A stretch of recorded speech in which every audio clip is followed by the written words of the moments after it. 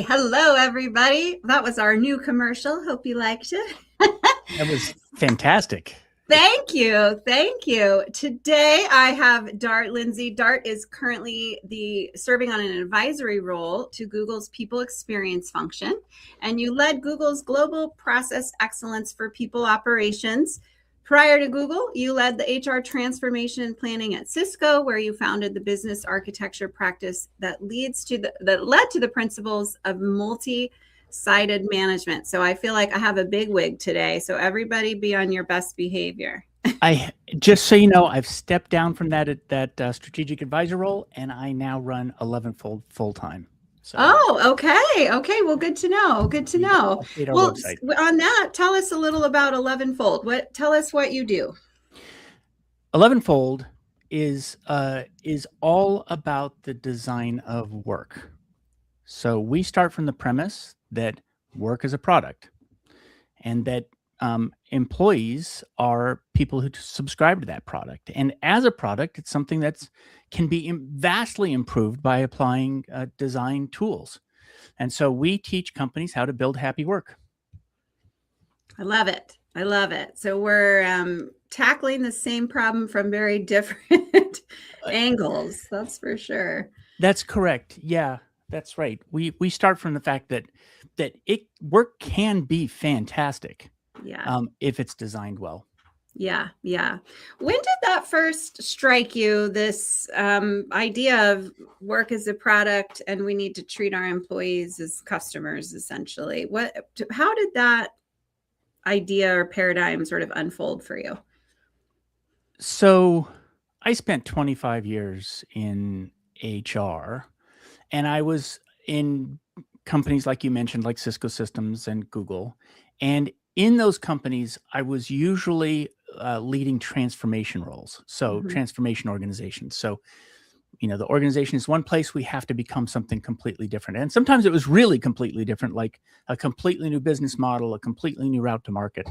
And so my teams were responsible for designing those transformations. And it was a lot of things added up, honestly, to the recognition that something wasn't working.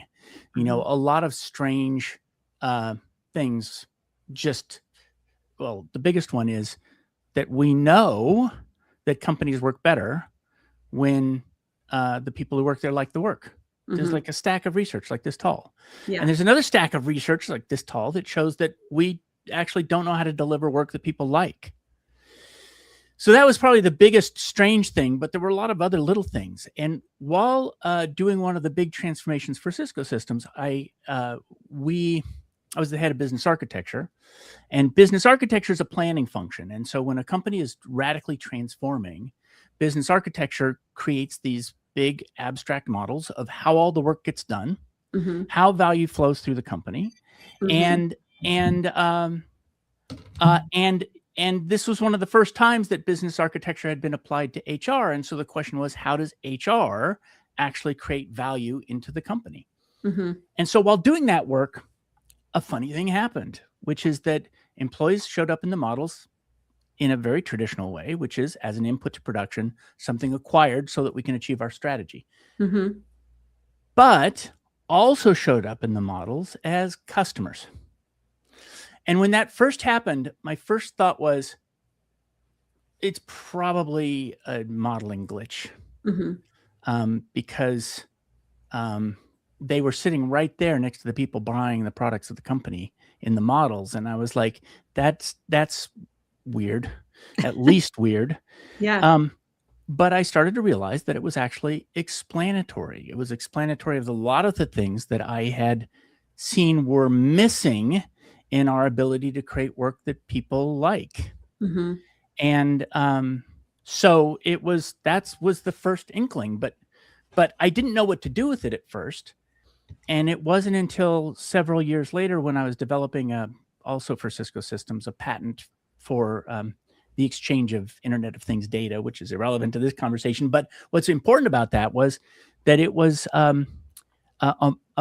it was a patent for a business model that was multi-sided. And a multi-sided business is one where they're very common, where two different customers need to be satisfied. in order to satisfy the other customer. So let's say a savings and loan. There needs to be savers and there needs to be borrowers, and they both need to be happy or you can't satisfy the other. And so it was while doing that I realized we should really take this seriously.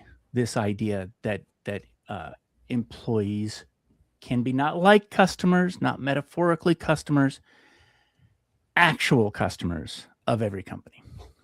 I just think that is so brilliant. And so why is this shift so necessary? I mean, we have human resources or human capital. I hate that phrase. Or, employees are our greatest asset. Those words just are outdated, I think. Tell why. They're old. I mean, those terms come from 100 years ago, 150 years ago, when the first management thinkers stood way back from production lines, and they said, how are we going to get these production lines to work? And they were standing at a distance, and they said, well, we need capital equipment, and we need raw materials, and we need real estate, and they lumped in labor with the other inputs to production. And so that's why we say a lot of things. It's why we say human capital and asset. We say talent acquisition, which is about taking ownership and control of. We say head count, which is mostly reserved for livestock. There's all sorts of terms that we use that are terms of thingness, of objectification, that we would never use for customers. And so why now? Why is this so important now? Well, it's been important for a long time. The companies have been sick, like have an illness. And it's an illness that we've had so long that we think it's normal. And it's been brought forward. It was brought forward by COVID. But now with AI, it's even under more pressure, where we're starting to see that the level of transformation that we're asking organizations to go through, they need to be healthy. Yeah. I just, it occurred to me the other day, and I did a little social media post about it, that I had done a webinar on Gen Z and how they're transforming leadership because they don't want titles. They want a good life. Of course, the older generations say they're lazy and all these things. And it sort of dawned on me that they just want normal stuff.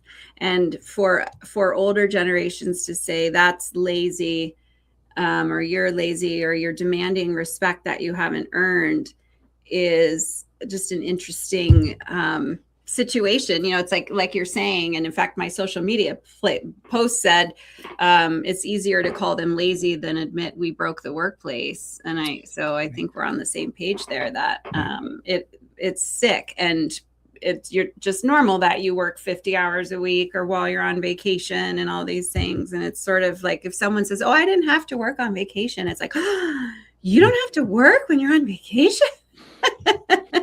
Well, and there's a common misconception. First of all, that question of, I've heard this over and over again. Kids these days just don't want to work. Yeah. And they're lazy. Yeah. Well, that's not something you would say to a customer who doesn't want to buy your product. You wouldn't say, the customer's too lazy to buy my product. You'd ask the question, what's wrong with my product that I can't sell it? And you take away the blame, and you actually ask, what do people really want to buy? And how do we build and deliver that thing? But that thing, some of what you said makes it sound like what people want is leisure, is less work. No. The truth is people want quality work. Yes. And a quality life. And a quality life. And those are not two different things. Right. And the truth is, if the work's really high quality, you don't mind doing extra and bringing more of yourself to the work. I agree with you. I think you're saying too that, well, I guess I'm saying it. I'm curious about your thoughts. I talk also about workplace or work-life integration, and maybe integration is not the best word, but that our work and our life is already so integrated, and it always has been, even before cell phones and internet. I'm imagining in the 50s, if you went to a party, people asked what each other did for work. And so and what we do for work, especially if you're in a career where you're trying to grow through that, it's a part of your identity and your self-esteem. And so that with technology, things are becoming more flexible. And so it's not, I want a complete cutoff on vacation, or on Friday at 5, I turn you off. It's that I think if workplaces could get like a customer, like you bend to what the customers are saying they need. And certainly, I'm not saying give employees everything they want, but if they're saying I need a little more flexibility so that I'm working 32 hours from Monday to Friday, but I'm also doing stuff on the weekend while my kids are over at the neighbor's house or what have you, that's fine. And I think that's what COVID really showed us, what flexibility could mean. Am I on the right track? Can I describe my research on what people want from work? Please. Because it surprised me. Okay. When I first started doing it. So when I first realized that employees were customers, and now the definition of a customer is somebody who exchanges value with your enterprise and is free not to. Mm-hmm. And what kind of value is it? It's the kind of value that if your company doesn't get it, it won't survive. So it's survival value. Mm-hmm. That's what a customer is. So I started off in the frame that employees were customers, and then I asked the question, what are people buying? And what do they want from that thing when they subscribe to this product? Mm-hmm. And I started asking the question, marketing questions about work, which is, what do you hire your job to do for you? Mm-hmm. And that's a tradition. It's a marketing question that was developed at Harvard by Clayton Christensen and Bobby Mesta and some others. And I started getting, some of the answers are just exactly what you'd expect. Mm-hmm. I hire my job for money. But when you ask a little deeper, people say, and you say, why do you need money? They say, well, to take care of my family, mm-hmm. to buy other experiences, mm-hmm. to protect myself in retirement. So fairly normal things, but it's not about the money, really. It's right. about the things that money can get them. Yeah. People also said, I hire my job to learn.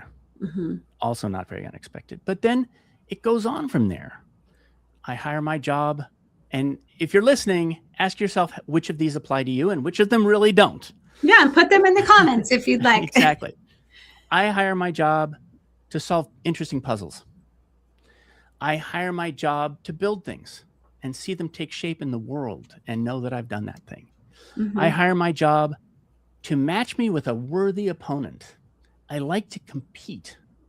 And so I don't want to compete against people who are lesser. I want to compete with the hard ones. Yeah.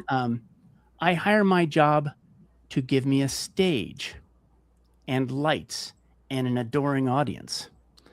I hire my job just to get out of the house.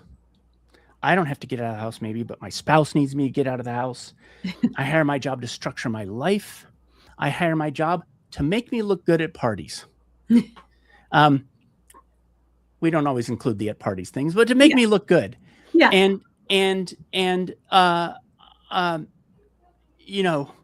That's a really complicated one because, for instance, I once turned down a job that offered a lot more money because I didn't think it really went with my outfit, my whole look.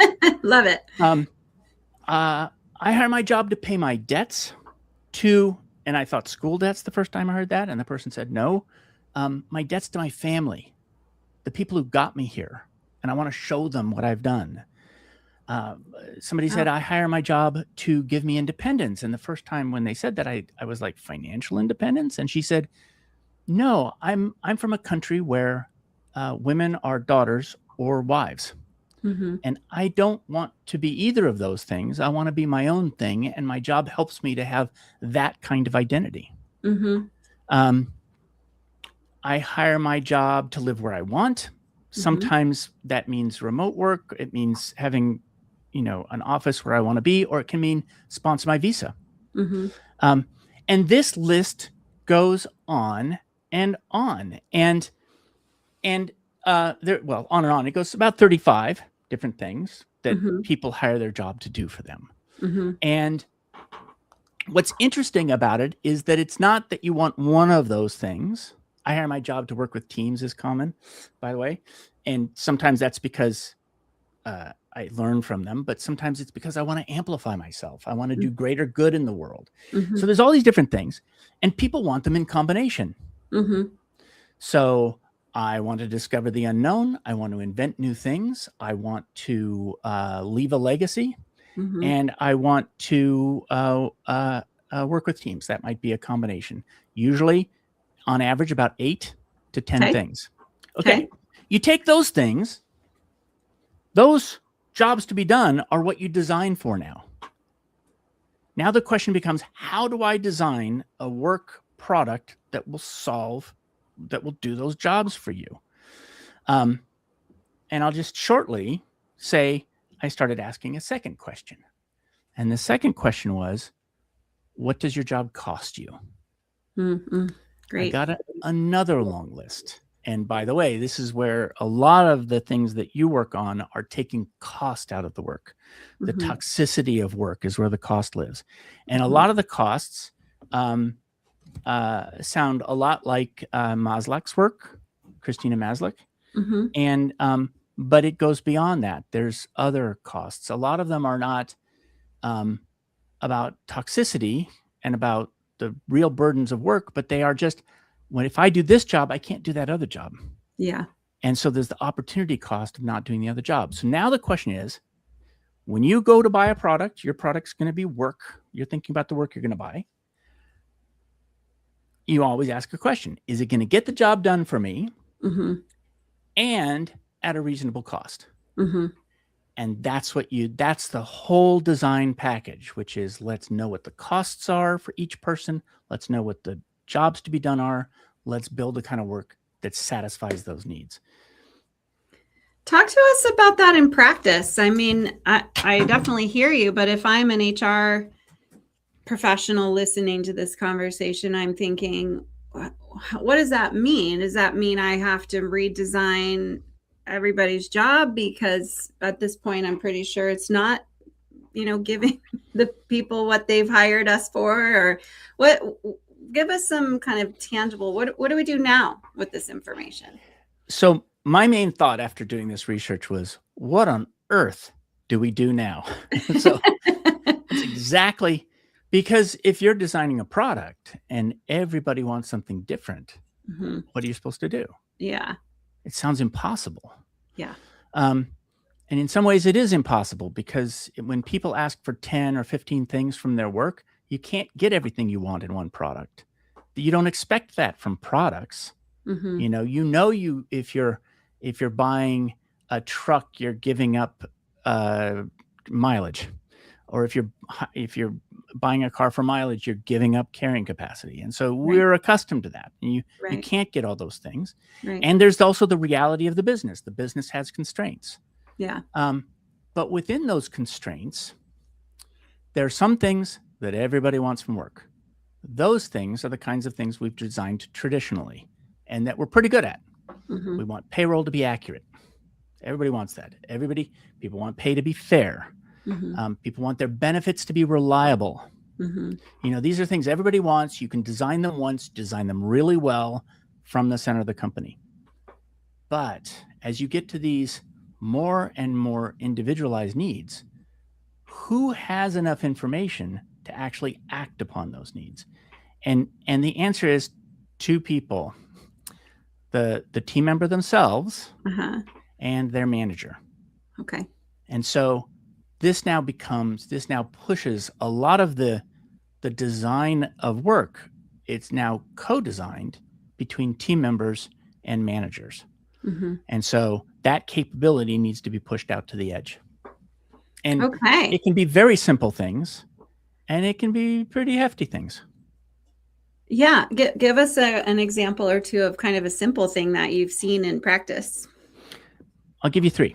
Okay. Simple one was, so what, and this is something that my company teaches teams to do, which is that to review on a periodic basis all the work that a team is doing. Mm-hmm. This is a team activity. It's not a management activity from above. It's something that the team owns. Yeah. In fact, the manager often doesn't even run this session. Mm-hmm. So the question is, for each category of work, most teams have about 20. So it breaks up the work into pretty small pieces. Okay.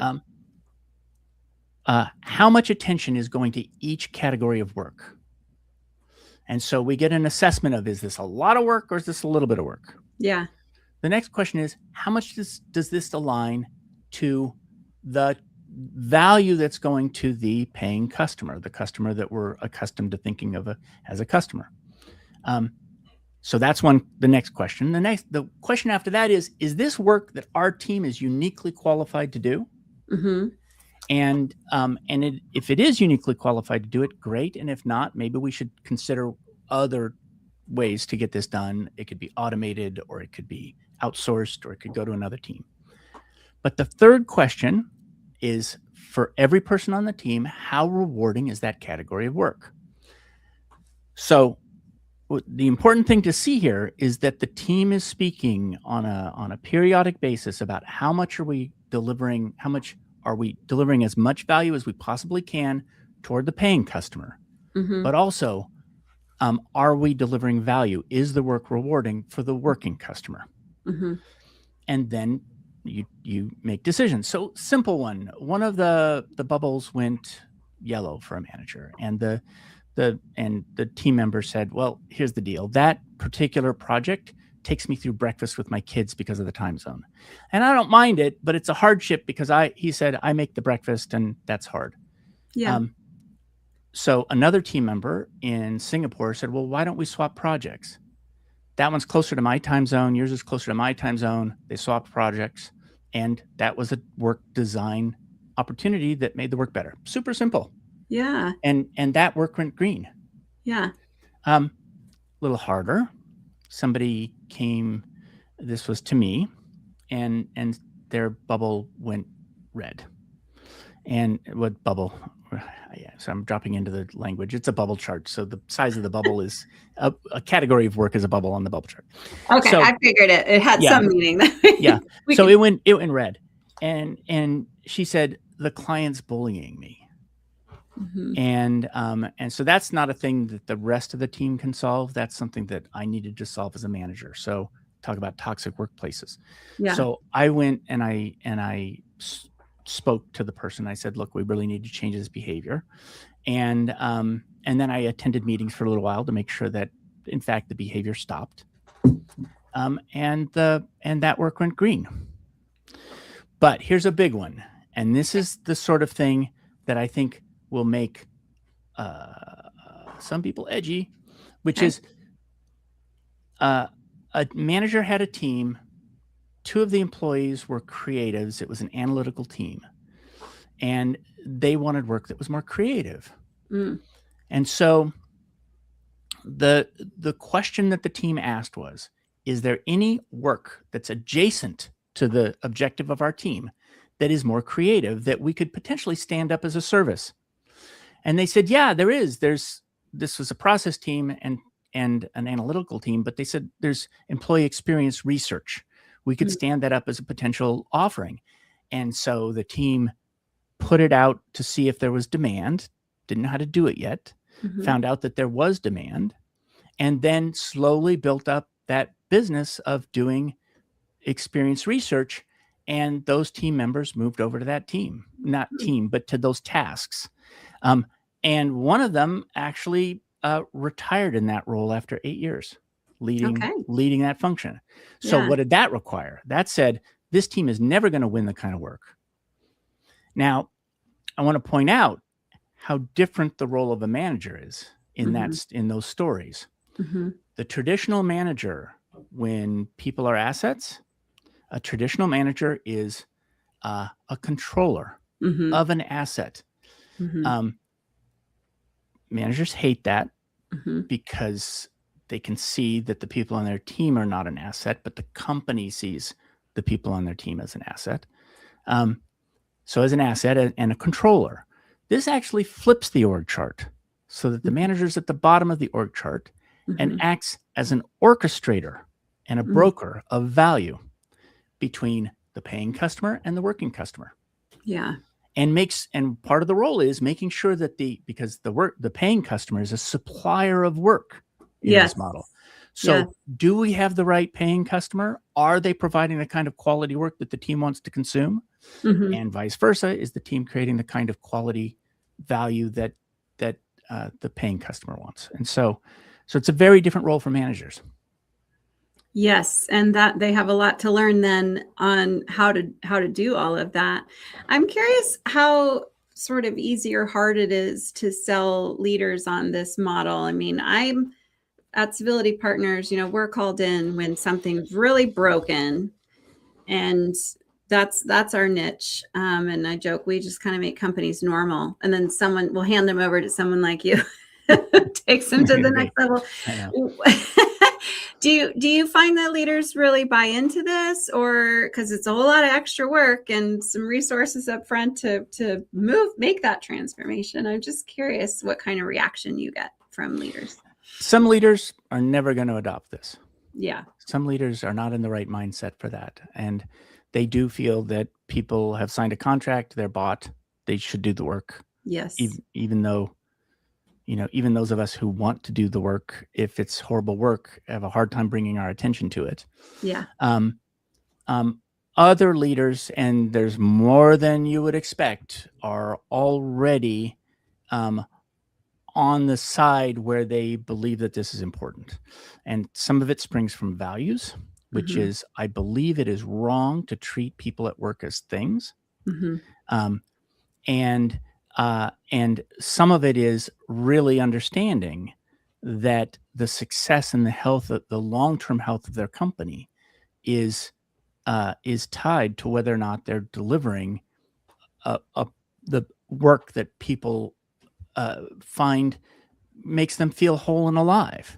Yeah. And the largest what are they called? BlackRock, the largest funds in the world, are completely behind the idea that companies should be investing in the workforce at all times, because they are invested for the long run. And there are now exchange traded funds springing up that study how people at various companies experience their work and invest in the ones where the people say that work is great.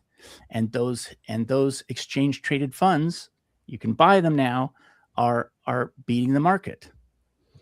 And there are 10,000 B corporations now who have decided that the triple bottom line is important, with employees being one of the end stakeholders. So there's a lot of people out there who are ready for this. Not all of them. Yeah. Well, thank you so much, Dart. That was a great way to end. And I think, again, we're both we're on the same path, doing it differently, but we can all agree that employees are not assets. They are people. And if we can take care of them, they'll take care of us and our customers. Jenny, thank you for putting the activity IDs up. And thank you again, Dart, for joining me today. I love talking with you. You're very thought-provoking, and I appreciate you very much. Really fun. You're like a fire jumper, jumping into these tough situations. And I learned a ton from you about how to work your way out of those situations. People can find me at 11fold. That's 11fold.com, and or LinkedIn. Yeah. I was just saying, just Google me. You'll find me. Yeah, exactly. Okay. So 11fold.com, you said. Yep. Okay. All right. So head on over to Dart. You also have a great community that you're building for people to join and talk and have these community conversations. So, and I have a podcast called Work for Humans, and you were on it, and it was a fantastic episode. Thank you so much. Yeah, that was, I told you before, that was one of the sort of hardest or most challenging podcasts, because you asked everything but the traditional questions that normally I get asked on podcasts. So I really appreciated it. All right. Thanks all. We'll see you next time. And thanks again, Dart. Everyone have a wonderful day.